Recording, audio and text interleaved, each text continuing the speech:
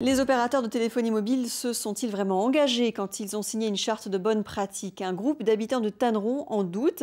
Ils se mobilisent contre le projet d'implantation d'une deuxième antenne à quelques mètres de celle qui existe déjà. Bernard Persia, Frédéric Serruli.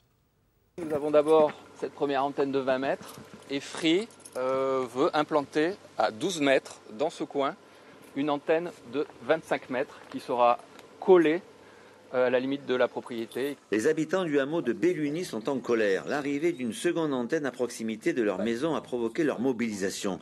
Une mobilisation contre l'opérateur Free qui, disent-ils, ne respecte pas certaines règles, comme par exemple celle de favoriser des installations communes, puisque la première antenne implantée est utilisée par SFR et Bouygues.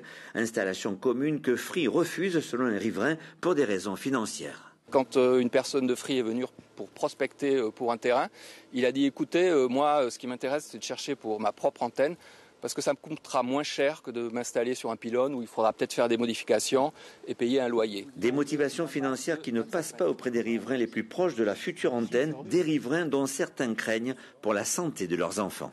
Je suis inquiète au niveau santé. On n'applique pas le principe de précaution qui a été appliqué dans certaines mairies en France. Pour l'heure, les responsables de Free ne souhaitent pas s'exprimer. Une pétition contre le projet signé par 30 riverains du hameau sur 33 a été remise en mairie aujourd'hui.